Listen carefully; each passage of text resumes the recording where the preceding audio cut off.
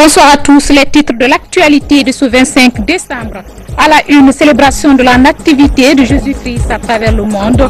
En Guinée, Noël est fêté sous le signe de l'amour et de la paix. Prise d'une tortue lutte dans les eaux territoriales guinéennes. Informées, les autorités en la matière ont pris toutes les dispositions pour remettre à l'eau cette espèce protégée conformément aux conventions internationales. Et puis, page rétrospective porte ce soir sur les secteurs du tourisme, de l'hôtellerie, de l'artisanat et de la culture. Makale Souma sera sur ce plateau pour des précisions. Voilà pour les titres, encore une fois, bienvenue à tous. Noël ou la nativité de Jésus-Christ a été célébrée aujourd'hui à travers le monde. À la cathédrale Sainte-Marie de Conakry, des milliers de fidèles religieux se sont réunis pour chanter et louer la grâce divine.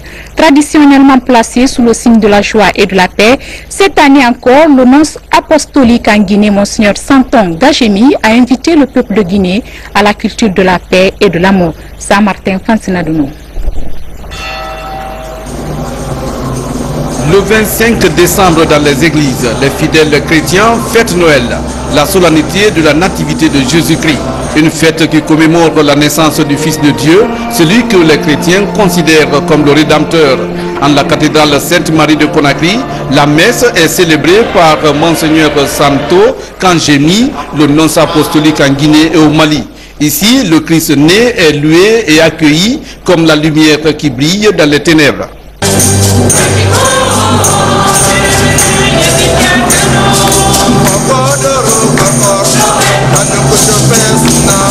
Le Noël de Jésus est la manifestation de Dieu qui s'est rangé une fois pour toutes du côté de l'homme pour nous sauver, pour nous révéler de la poussière et nos pauvretés, de nos difficultés. C'est de là que provient le grand don de l'enfant de Bethléem.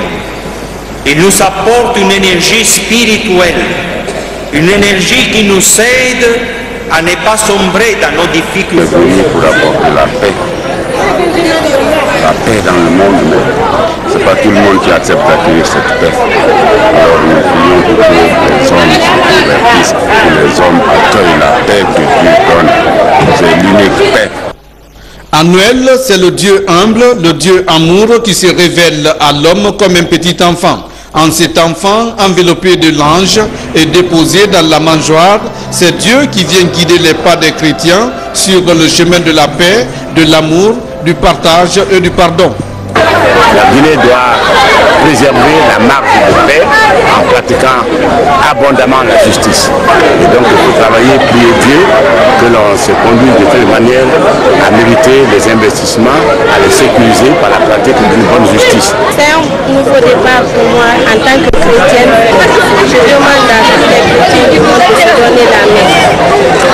Parce que sans la paix, l'idée ne peut pas avancer.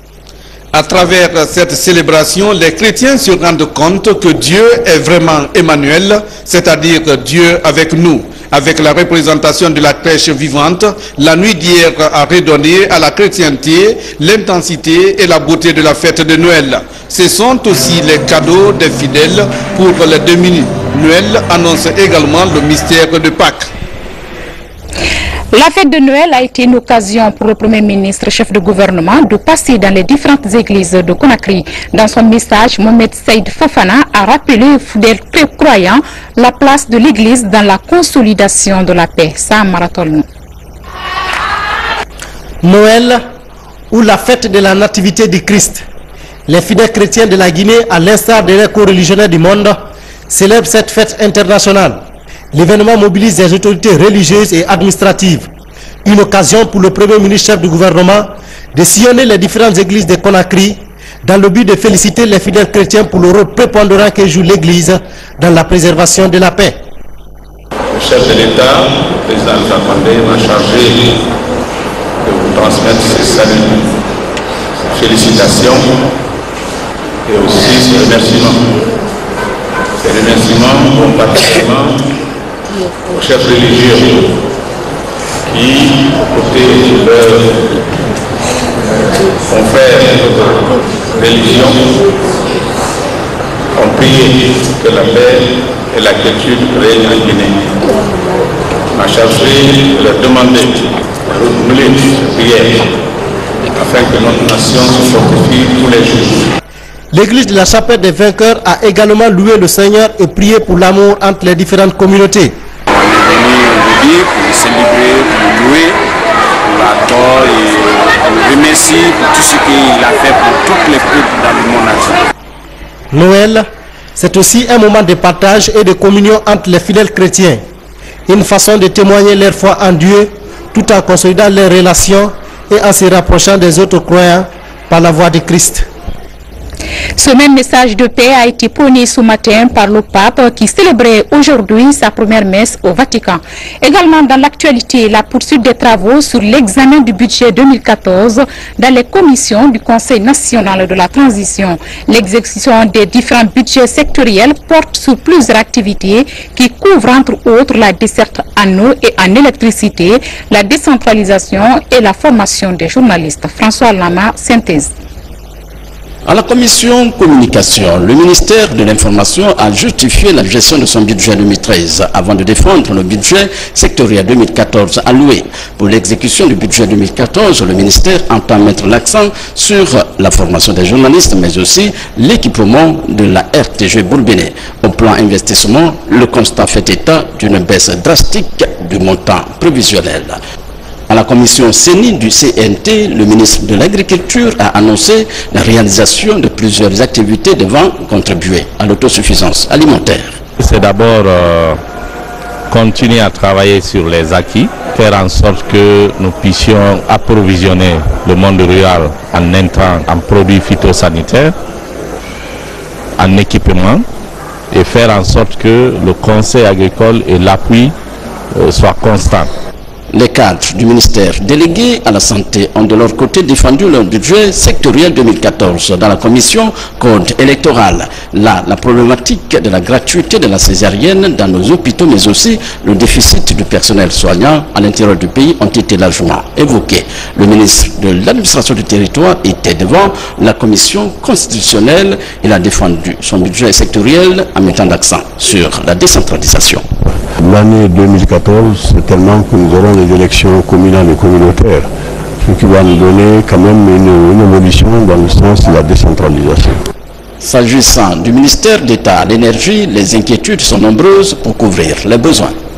Quand on sait qu'aujourd'hui l'énergie est une priorité, je pense qu'il y a lieu de revoir et d'inscrire réellement le crédit nécessaire qu'il faut pour pouvoir nous permettre de faire la réalisation nécessaire afin d'améliorer considérablement les dessertes en eau et en électricité. Les travaux sur le budget 2014 se poursuivront jusqu'au 31 décembre. La préfecture de Boké a abrité en 2012 la première fête de l'indépendance nationale à l'intérieur du pays. Cette volonté du chef de l'État a permis la réalisation de 24 infrastructures. Ibrahima Keïta, compte rendu. Dans la fête de l'indépendance nationale, le chef de l'État avait un objectif, celui de commencer le développement de la Guinée dans l'arrière-pays. Cette vision est en passe de devenir réalité. En témoigne la vingtaine d'infrastructures que cette ville historique possède aujourd'hui. Grâce à la mission de suivi des différents chantiers mis en place par le chef de l'État, ce qui semblait être impossible est aujourd'hui chose faite. Des infrastructures entièrement financées par le budget national et qui font la fierté des Guinéens. En premier lieu, ceux de Boké. Boké, c'est une physionomie. Beaucoup d'hier et beaucoup d'aujourd'hui, il y a une différence. Chacun doit prendre ça. Il y a eu beaucoup d'infrastructures. Si ces infrastructures, n'est-ce pas, sont entretenues, vraiment, on n'aura plus mais ça à construire des infrastructures. De la résidence du gouverneur en passant par le bloc administratif préfectoral, la maison des jeunes, la mairie de Boké, le lycée d'excellence et autres, ce marché moderne compte 2 halles doubles de 800 places et 120 kiosques. Au vu de ces résultats, on peut affirmer que le chef de l'État a gagné cet autre pari. Les cases communautaires, c'est les œuvres que Boké a connues, dont elle n'a pas connu depuis les 50 ans. Certains chantiers traînent encore le pas. C'est le cas de la case présidentielle, du palais de justice et du bloc administratif du gouvernorat. Dans tous les cas, la mission de suivi des différents chantiers entend aller jusqu'au bout, comme l'a promis le président de la République. A préciser que l'infrastructure hôtelière, quant à elle, sera inaugurée le vendredi prochain. Et puis, la période de fin d'année rime également avec la présentation du bilan pour les institutions publiques comme privées. Au ministère délégué des Guinéens de l'étranger, le chef de département a présenté à la presse le bilan de son ministère. La ministre Hadiarou Guibari estime que son bilan est positif. Abdulaziz Baldé revient sur les grandes lignes de cette conférence de presse. Après 3 ans à la tête du ministère délégué des Guinéens de l'étranger, Hadiarou Guibari était devant les journalistes pour défendre son bilan de l'année 2013. Le recensement de la diaspora guinéenne aux dernières élections législatives est l'un des grands défis qu'a relevé le département qu'elle dirige. Cette année, nous avons pu rencontrer d'autres pays, nous avons pu assister à 2 grandes conférences. La dernière, c'était à Genève avec 2000 participants.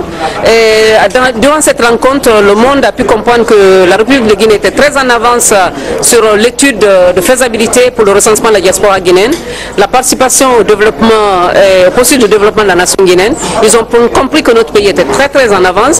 Des efforts ont été fournis au cours de l'année 2013 selon le ministère, même si la participation au développement de tous les Guinéens de l'étranger reste aussi un défi à relever. Lancer cet appel à la diaspora guinéenne, qu'ils comprennent que nous attendons une action participative. C'est un phénomène gagnant-gagnant. S'ils acceptent de collaborer et mettre en place leur porte-parole pays, cela va nous permettre d'avancer, comme la Malaisie qui nous donne toutes les informations avec le porte-parole pays, et que tous les Guinéens vivant en Asie savent que c'est là-bas qu'ils doivent amener les demandes, les suggestions, que cela va être une bonne chose.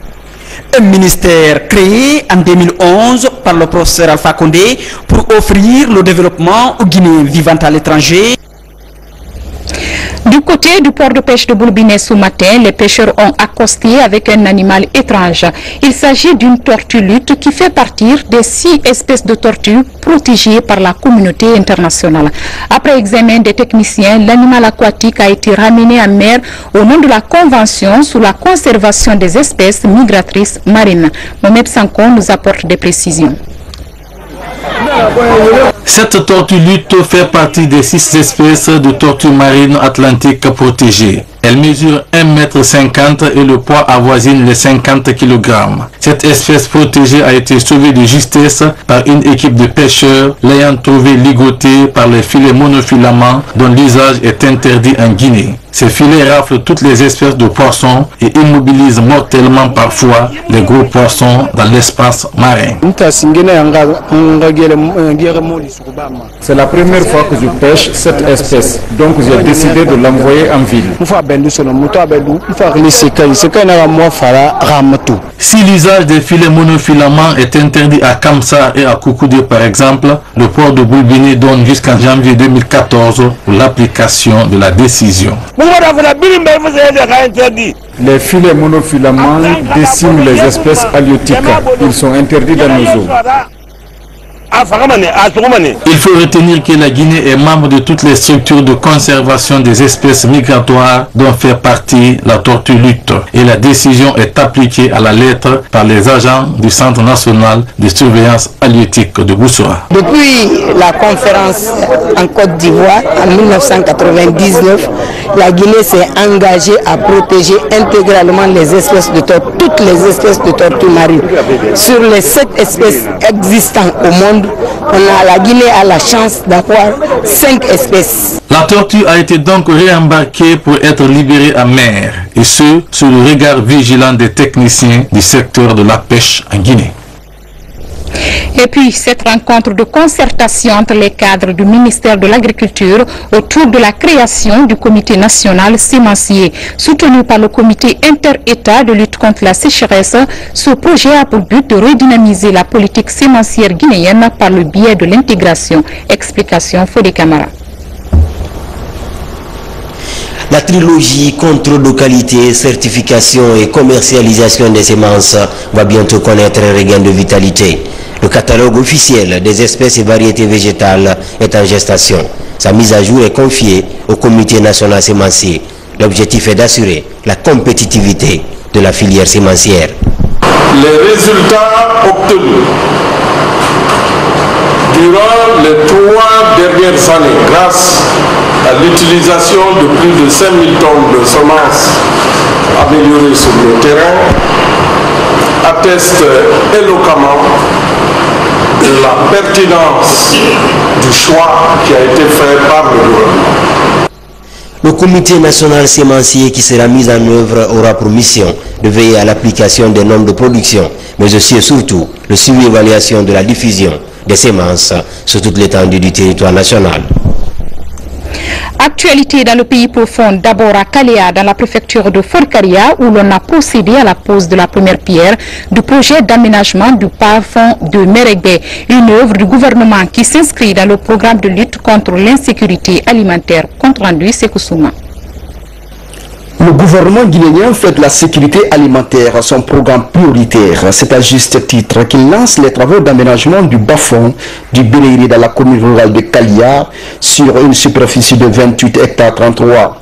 Les ouvrages qui doivent être réalisés sont de trois types, primaire, secondaire et tertiaire. Un projet qui s'inscrit en droite ligne avec la politique prônée par le gouvernement de la Troisième République, du professeur Alpha Condé, président de la République, chef de l'État, qui a fait de l'agriculture une priorité des actions prioritaires. Les travaux de ces plaines seront exécutés dans un délai de 4 mois.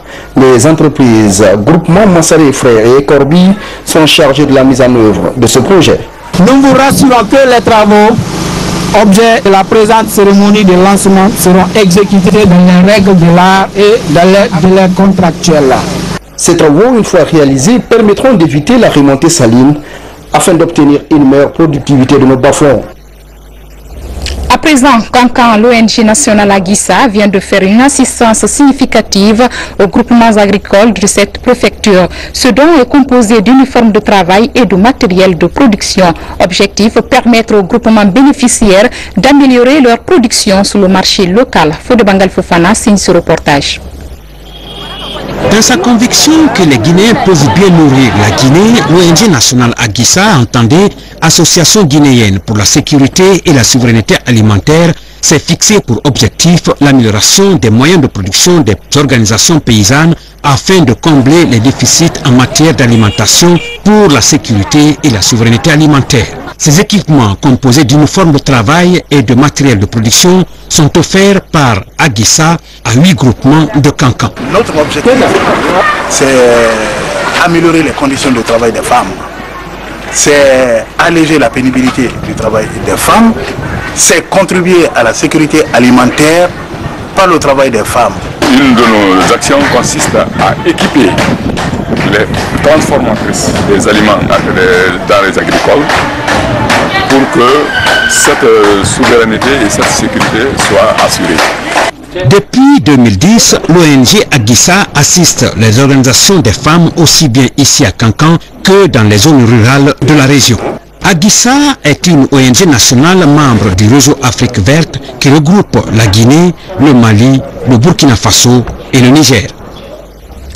Toujours en Haute-Guinée, la route Cancan-Sana tarde à se réaliser et pour cause la non mise à disposition des fonds. Mais qu'à cela ne tienne, l'entreprise en charge de ces travaux a déjà réalisé une quarantaine d'ouvrages de franchissement. Fatmata Samoura pour plus d'informations.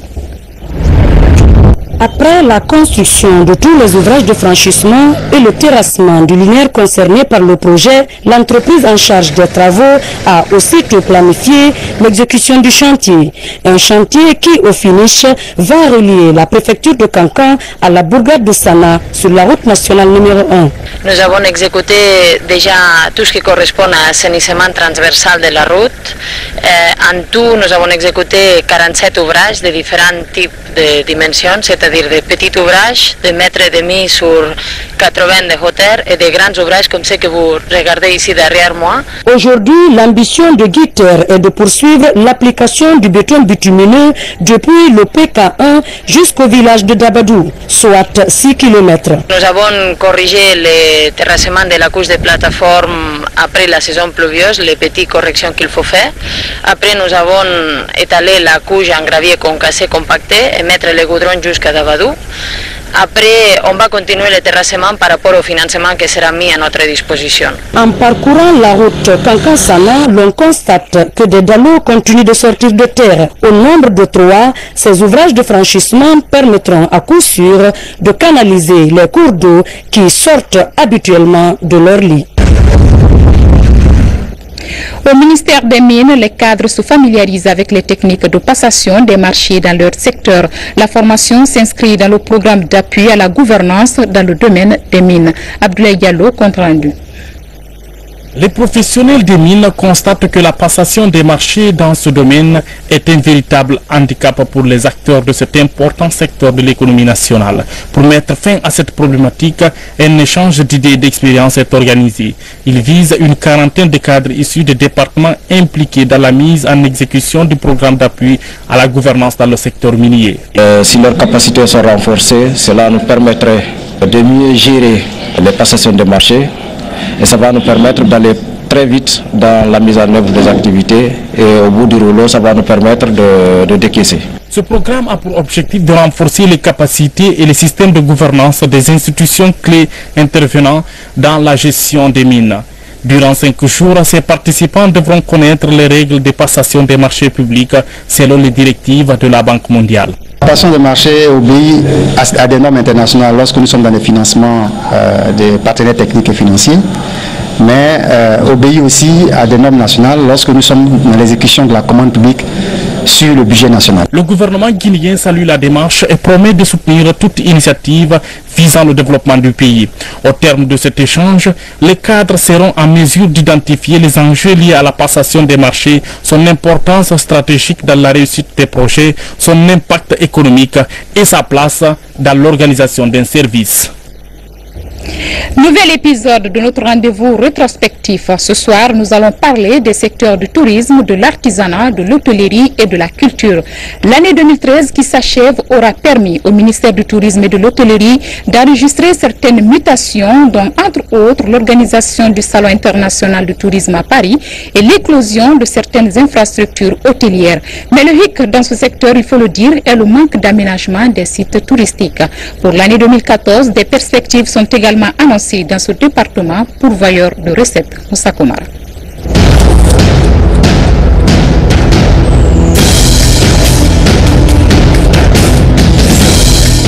En 2013, le secteur touristique et hôtelier a connu une profonde mutation.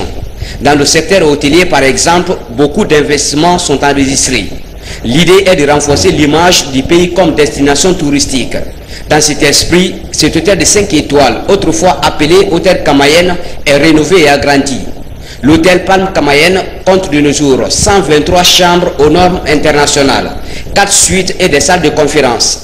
Il en est de même pour l'hôtel Millennium, situé sur la corniche nord. Cette infrastructure sera ouverte ce mois de décembre. D'autres complexes hôteliers sont aussi en chantier, notamment l'hôtel Kaloum, situé à quelques encablures du palais Sékou-Touria, l'hôtel Sheraton, non loin du centre émetteur de Kipé, Ken Hotel sur la corniche sud et l'hôtel Niger, ancienne bâtisse coloniale au cœur de la capitale. Toutes ces nouvelles constructions participent à redonner l'image paradisiaque de Conakry avec une architecture moderne.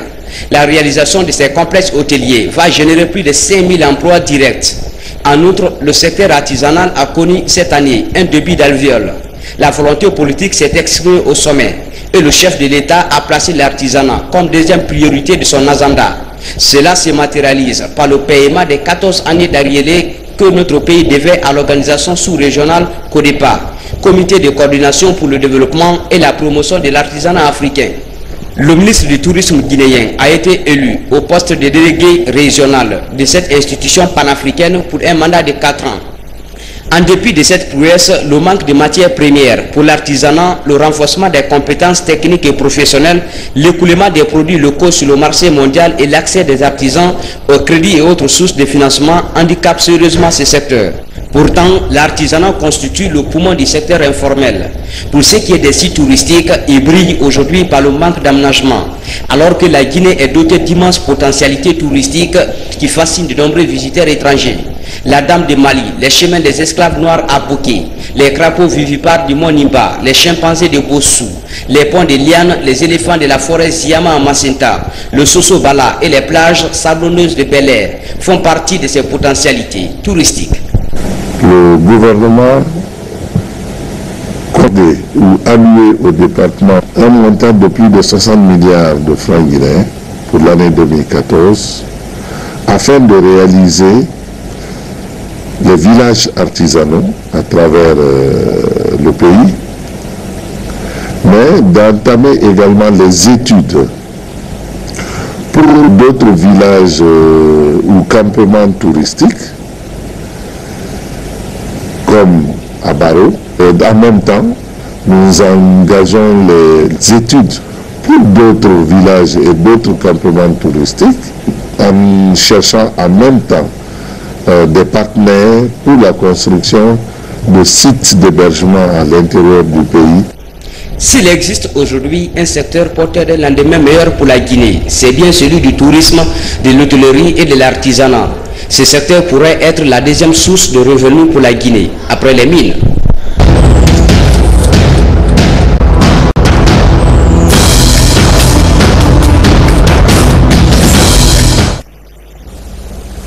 Mesdames, sur ce plateau, Makale Souma, elle est le chef du desk Culture et Sport. Elle va nous parler de ce secteur du tourisme, hôtellerie et artisanat. Bonsoir Makale. Bonsoir Mafere. On vient de voir dans ce reportage du reporter Moussa Komara que des mutations ont été enregistrées dans le secteur du tourisme et de l'hôtellerie. On parle également de l'éclosion de nombreuses infrastructures hôtelières. Le cas de Palme Kamayen retient l'attention. Oui, c'est juste, Mafere, à cause du constat du manque d'hôtels criards dans notre pays, l'État a jugé nécessaire de mettre en route la construction de nombreuses infrastructures hôtelières. Vous l'avez dit, PAM Hôtel est aujourd'hui une fierté pour la Guinée. C'est un hôtel 5 étoiles et peut-être que dans les prochains mois, d'autres infrastructures suivront parce que les chantiers avancent à grands pas.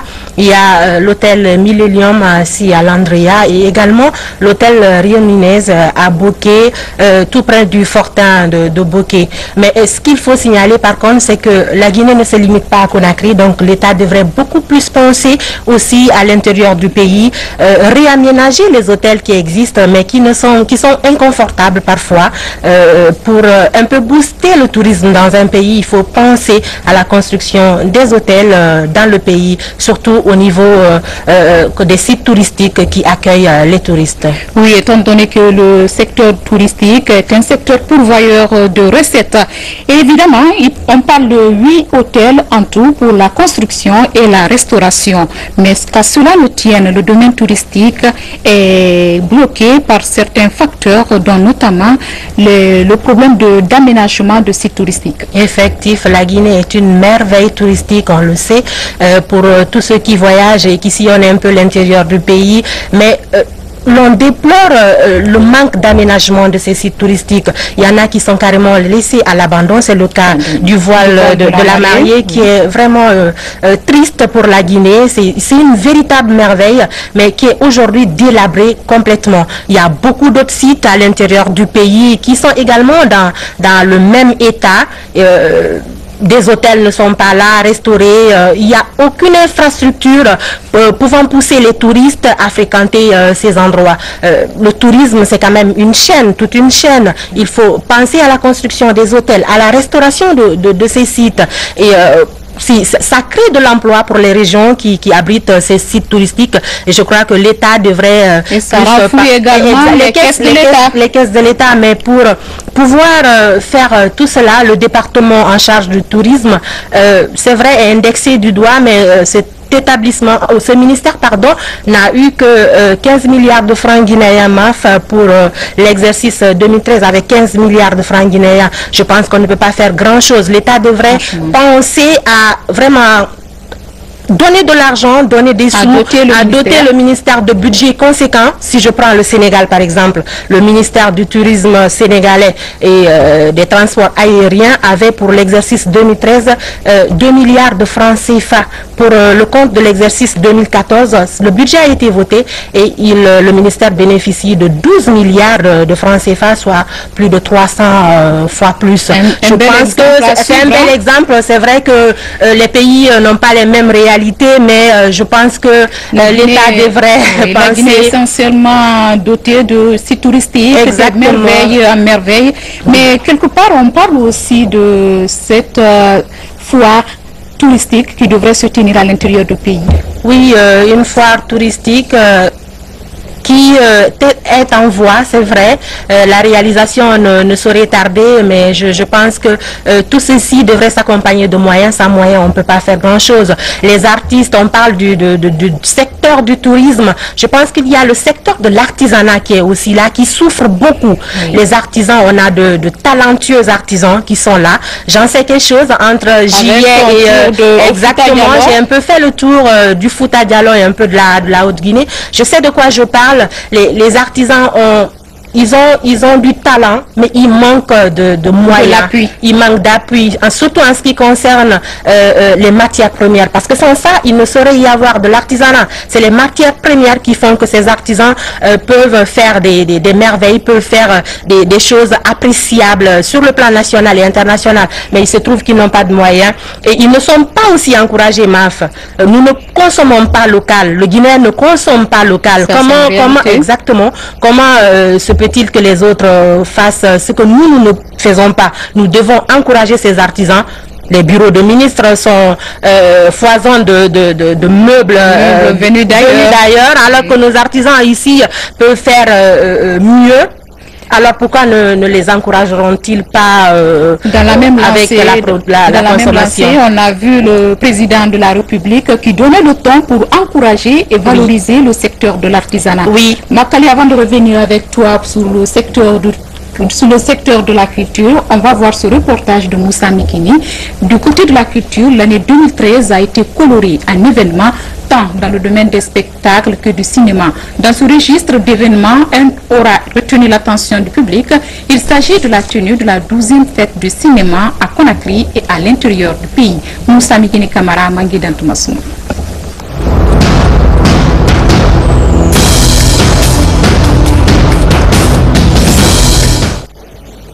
L'année 2013 a été riche et colorée pour les mélomanes et les cinéastes. Les spectacles et les sorties d'albums se sont bousculés à Conakry. Les grosses pointures de la musique guinéenne comme Fodé Barro et Djel Fodé Kouyaté se sont illustrés par rapport à la qualité de leurs œuvres. Les albums qui sont sortis en 2013, la dédicace qui a réussi à cause de la création musicale, c'est Fodé Kouyaté. Un album, c'est d'abord de présenter la culture de son pays, en particulier la musique. C'est ce que je fais pour la Guinée. Je présente la musique guinéenne à laquelle j'ai concilié plusieurs rythmes en même temps pour magnifier encore l'importance du rythme guinéen. D'après le sondage réalisé par une structure spécialisée, le groupe Baliozar avec l'album Koum Fayakoun, Le Voyage, a eu le prix de meilleur album de la musique guinéenne. Badolan de Steve a reçu le prix de meilleur vidéoclip. Tagado de Fayidji est la meilleure vente. Sur le plan musical et sur le plan théâtral. Les troupes nationales, les troupes privées ont participé à des festivals en Afrique, que ce soit en Algérie, que ce soit au Sénégal, que ce soit au Cameroun, que ce soit dans d'autres pays d'Afrique, même en Europe. Ils ont ramené des trophées. Et sur le plan musical, vous savez que notre jeune Kaya a été couronné au Cameroun. L'Institut français de Guinée côté cinéma et ses partenaires ont organisé la 12e fête du cinéma d'animation. Il a été question de projection simultanée de films dans certaines salles de cinéma à Conakry et dans 8 villes de pays. L'objectif vise à promouvoir la langue française dans les écoles à travers le cinéma et relancer le secteur de l'industrie du cinéma en Guinée.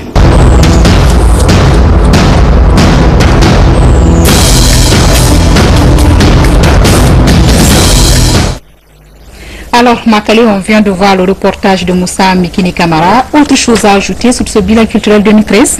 Oui, il faut signaler qu'à ce bilan culturel positif, il faut le dire, on a vu le reportage de Mikini Moussa Kamara. Il faut ajouter la participation de la Guinée à l'événement Miss Monde. C'est quand même une première qui mérite d'être signalée.